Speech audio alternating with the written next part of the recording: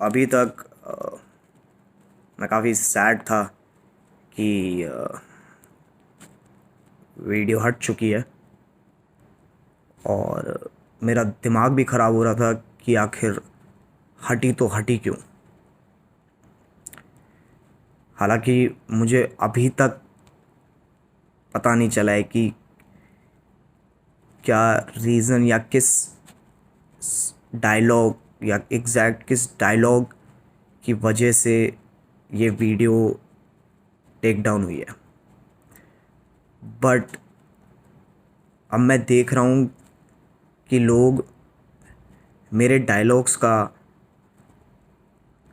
खुद से ही एक मतलब निकाल रहे हैं। मैंने आर्टिकल्स भी देखे हैं, वीडियोस भी देखी हैं, जहाँ पे मेरे एक एक वर्ड को आउट ऑफ कॉन्टेक्स्ट शो करके गलत रिप्रेजेंट किया जा रहा है।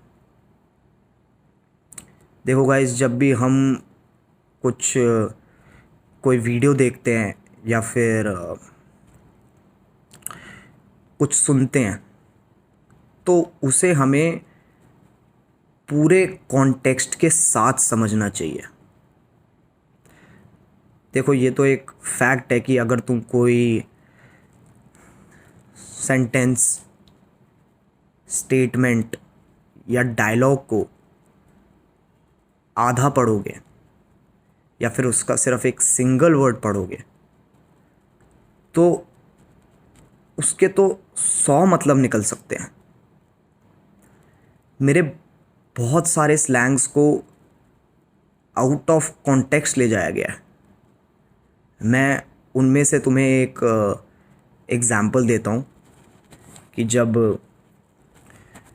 वीडियो में आमिर सिद्दीकी ब्रांड्स वाला पॉइंट कहता है कि टिकटॉक इन्फ्लुएंसर्स के पास यूट्यूबर्स से ज़्यादा ब्रांड्स होते हैं, तो मैंने उसके रिएक्शन में कहा था कि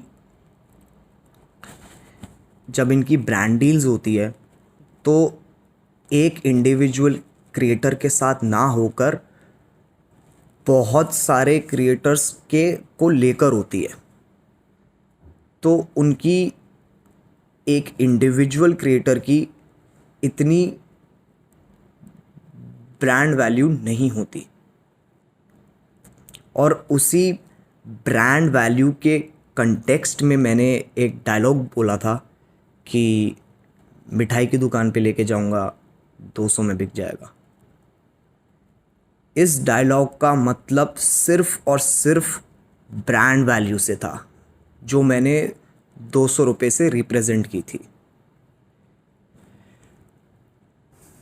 अब मैंने ये भी देखा है कि कुछ लोग मेरे स्लैंग्स को हिंदी टू इंग्लिश ट्रांसलेट करके गलत रिप्रेजेंट कर रहे हैं।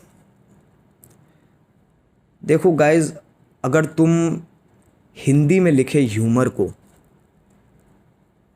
इंग्लिश में ट्रांसलेट करोगे तो मतलब चेंज हो जाएगा बिल्कुल ही। अगर मैं हिंदी टू इंग्लिश करता हूँ स्लैंग्स को तो उसका एक अलग ही मतलब है, और वो उस केस में भी है जब तुम इंग्लिश टू हिंदी कर रहे हो, वो दोनों केसेस में है। तो गाइज, प्लीज़ प्लीज़ अपनी अजम्पशंस को